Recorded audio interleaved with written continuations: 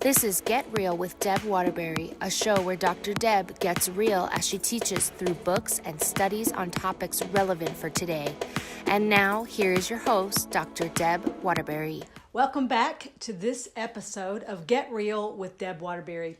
So we're continuing on in our series on 6 Pairs of Sandals. This is a book I wrote some time ago, and in this book we're going through different women in the Bible and showing how each of these women have characteristics of service or ministering to each other, to the people in their community, to the people in their churches. And then we're looking to see if, and well, not if, all of us will have characteristics of at least one. I would venture to guess that most all of us have more than one. But finding one of these women that you can relate to, that you can say, yes, I do have those characteristics, and then having the courage to move out in your community and minister yourself. There is no excuse for any of us to not be servants in terms of our Christian community, in terms of the world, in terms of moving people toward Christ. And sometimes, often, it's because we think we don't have any gifts. And you know what I found when I wrote this book, and the reason why I wrote it, was that so many people have got misconceptions about what being gifted looks like. And that they think that everybody, if you're gifted in ministry, then you have to have this expressive gift of teaching or evangelism, or you got to be able to sing or do something huge.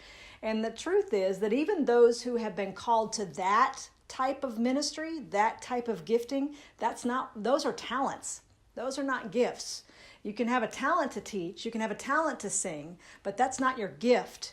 Your gift is a whole lot more humble than that. And so what I've tried to do through these is show you the characteristics of a person who moves in leadership, who moves in mentoring, who moves in leading a small Bible study. It doesn't mean that you have these huge gifts. Those are talents. But what do those gifts look like? And I think many people would be surprised at what those gifts actually are. They're very, very humble gifts that more of us have than we think we have. What we're often lacking, unfortunately, I think, is just the courage to move into those. And so what I'm prayerfully hoping to do is give you that courage to step forward. I do have those gifts. I do have those. And then to step forward in that kind of service. So this week, I want to talk about Hannah. Now, Hannah, the story of Hannah is found in 1 Samuel chapter 1, and Hannah is our prayer warrior. Now, there is Robert Murray McShane said this one time, what a man is alone on his knees before God, that he is, and no more. And and I think that is such a beautiful statement, because truly, it is about our relationship to God, and our relationship, every single thing we do is going to be founded on that relationship, on what that relationship looks like. Like any relationship, it's going to be determined by conversation, by the way you relate. That's true in our lives, how we relate to one another. It's definitely going to be the determinant for our relationship with Christ, with God as well. How do we relate to Him? How do we talk to Him? How often do we talk to Him? And so what Mr. McShane said is so very true. Who you are when you're speaking to God, when you're reverently on your knees before God, that's who you are. That's truly the essence of who you are. So this, being the prayer warrior and moving forward in this gift is extraordinarily important, because what you're saying you're going to do is stand in the gap and pray on behalf of someone else or pray for someone else. This is the most powerful thing we do today, is pray. And if you're going to move in this gifting, then obviously we need to see what is it the characteristics of a person who wants to take on this extraordinary mission of standing in the gap, being the mediation between a person's situation and God. That is a big responsibility. So because it's such a big responsibility, and it is so important, it is important that we understand what the characteristics of a person who is that kind of a prayer warrior, what that looks like. So Hannah, in chapter 1 of 1 Samuel, we find that she is the wife of a man named Elkanah. Now, Elkanah was a Jewish man, and he lived in the country of Ephraim. So what we know of Hannah is that she was and she's talked about in the first 2 chapters of Samuel, is that 1 Samuel, is that she was his second wife. He had another wife named Peninnah. So it was Hannah and Peninnah were the wives to Elkanah. So Elkanah, when he took his second wife, Peninnah was able to have children and Hannah was not able to have children. She was barren. But the Bible records that Elkanah loved Hannah more even than he did Peninnah. But Peninnah was kind of, probably saw that Elkanah preferred Hannah. And so her way of dealing with that was to make fun of Hannah for not being able to have children. So you can see this little household had a lot of dissension going on in it. So in the first characteristic that I see in Hannah that I think is absolutely necessary for anyone who's going to move forward in this kind of gifting is that she was obedient to the very end. I mean, everything about her was obedience to God. So what I see in that though is that now I know for if you're like me, that if you occasionally will be disappointed over and over and over by God, you've laid your request before him and he doesn't answer. It seems like he's just not answering, and you're not getting it, you're not hearing anything, you're not seeing any results. It's really easy to give up. It's really easy to stop going before and stop doing the things. I know women, I did this, where you just stop going to church and you just turn your back on everything that you believed because he's not listening anyways. That's what you think. Hannah, however, was so obedient. Every single year they would make this pilgrimage to Jerusalem to do their prayers in the temple, and she never stopped going. She went every single year. She was obedient and just kept being obedient. You know, and understanding that obedience was, there had to be some times of doubt in her life, but she kept being obedient to what God had required. So the woman who's going to go into this kind of ministry, she really has to see whether or not this kind of obedience is characteristic in her life. Are you obedient or are you rebellious? Are you in that phase of your life? Because many of us move past that rebellion into obedience. So where are you right now? It's you really can't take on the role of prayer mediator, prayer mediator. You can't go into that role if you're not in a place of obedience. If you're in a place of rebellion, this is not what you need to be doing, because you need to really deal with your own self first. So Hannah was a woman who was obedient. The second quality that I see in Hannah that is just so precious was that she was so bold about seeking God. So when they get to the festival, it looks like not much time had lapsed. And Hannah immediately, the rest of them are eating and drinking and doing what they do at the festival. Hannah goes to the temple to pray. And the scripture tells us that she left the festivities and got up and went to the tabernacle. Now, when she went, that doesn't mean that she wasn't sad when she went, or that she was not going to go beseech, but she was going to boldly go before God. 1 Samuel chapter 1 verse 10 says she was deeply distressed and she prayed to the Lord and wept bitterly.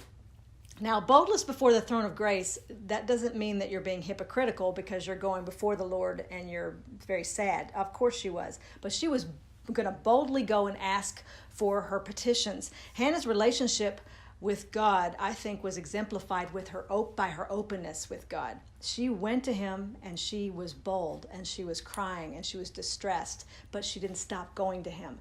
And you know, God doesn't want a facade. He doesn't want you to come to him and pretend like everything's okay. He's your father. He wants to hear your heart. And she did that, going boldly before the throne of grace. Now, realizing that paramount importance of prayer, the prayer warrior has to see reality as it is and not influenced by your circumstances. You know, it is really difficult to look at life and not be influenced by what you see, and instead be influenced by what you know God can do. And that requires someone who can, in the midst of the worst stuff, can boldly go before the throne of grace and give their heart to God. Can you do that? Do you see circumstances as being the end-all be-all, or do you see God as the end-all be-all? That's who the prayer warrior is. Which then leads me into the third characteristic of Hannah that I find so beautiful, and that is that Hannah trusted God no matter what. So one of my favorite instances that happens to Hannah while she's in the middle of all this is that she's in the tabernacle and she's praying in such distress, and her heart is just breaking. She's crying, but she's not screaming and hollering and being all obnoxious. She's actually doing all this distressful praying inside of her, and so just her lips are moving. Well, Eli, who was the priest there, very unwisely assumed that she had been drinking and that she had been at the festival, having a good time and drinking, and somehow or another wandered into the tabernacle. So he goes to her and tells her, you need to just get out, you're drunk, and we don't need you in the temple praying while you're drunk or whatever you're doing. Well, she tells him, I'm not. I'm beseeching the Lord, and she tells Eli why she's there. And then Eli changes his tune and says, oh, okay, so he gives her a blessing at that moment. And what I love about this passage, however, is that she had come, and this has happened year after year after year. Remember, this is continually happening. And she had come, she's in distress. Then she has this encounter with this priest who's accusing her of being drunk, and she explains how she's not. She gets the blessing, and then what we read in verse 18 of 1 Samuel chapter 1, it just simply says that then the woman went her way and ate, and her face was no longer sad. Now, what I see there is this is a woman who did not in one moment doubt that God was going to do what he said he was going to do. So she trusted him. She trusted everything that God said. She had gone in there where her heart was absolutely broken, and yet she knew God was going to fulfill his promises. And it just says she got up, she ate, and then went away not sad because she believed in God. She trusted him. So, you can't really be a prayer warrior and not think that your prayers are being answered or listened to. You've got to trust that the Father is going to do what it is that he says he's going to do, which is, everything for your good, everything for his glory. That Jeremiah 29:11 tells us that he knows the plans, and the plans not to hurt you or harm you, but to give you a hope and a future. Do you believe that? Do you trust God? One of the things I tell women all the time, and men for that matter, is if you're having a problem trusting God, it's because you don't know him well enough. And so I guess I should ask that question. It's not about do you trust him, do you know him? Do you know that God's character is faithful, that he cannot lie? Do you truly believe that? Because Hannah did. And that was what made her prayers so effective, I believe. And so I think this is a characteristic of every prayer warrior, is having this deep, abiding trust of God. Now the next one is that Hannah is a promise keeper. When she did go away a year later and have her child, Samuel, she had told the Lord, she had promised that she would give this child to the Lord in service. Now, you can imagine that was not an easy thing to do because she had had no children. This was finally the child of promise. And now she's got to turn this child over in service to the Lord, which means they have to go back the next yearly time. She kept him until she weaned him, and then she made a cute little coat for him and cloak for him, and then she took him to Eli and said, I have promised this child to the Lord in service, and she kept that promise. I mean, that is humongous. And, in application to that, the way I see that being promise keepers, being someone that can be trusted, being someone that lets, as James tells us, to let our yes be yes and our no be no. There's a real issue today. We have an issue today with honesty and with being trustworthy. We often make it so minimal. When someone comes to you with a prayer request, they're being very vulnerable with you. They're telling you some most likely things that they don't want broadcast everywhere. Can you be trusted with that? Can you be trusted to truly pray for them? How often do we say, yeah, I'll pray for you, and then we don't? And often it's because you forget, but still, do you take this seriously? Are you a person of promise? Are you a promise keeper? Are you trustworthy?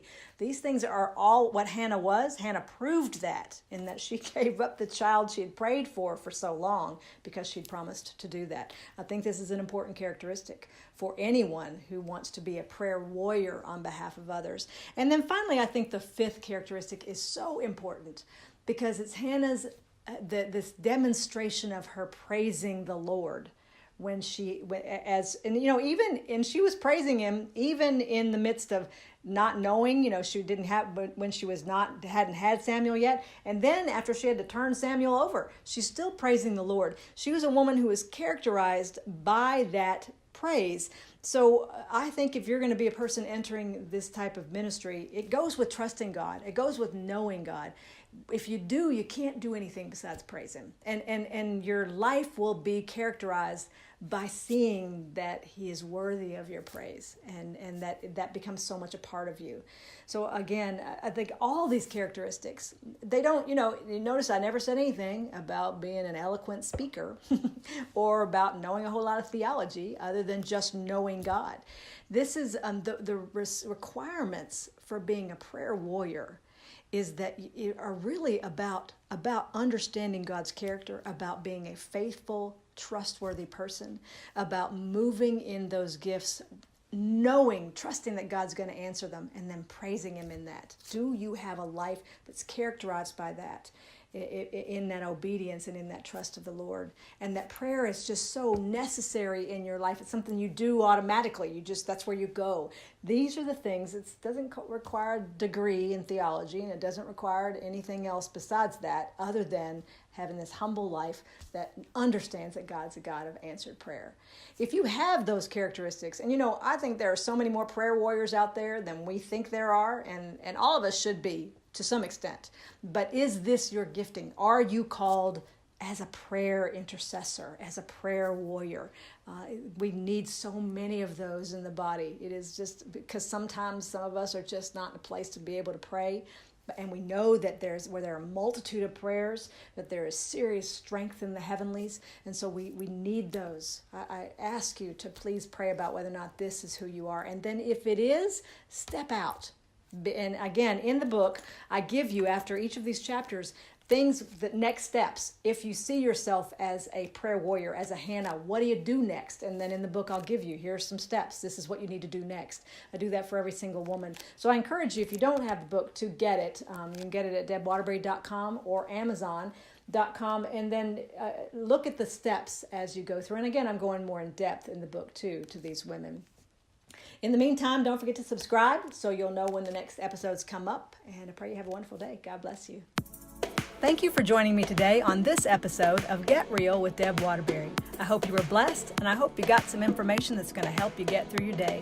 If you want any more information on any of my books or my articles or on any of my future speaking engagements, you can find all that information at debwaterbury.com. God bless you.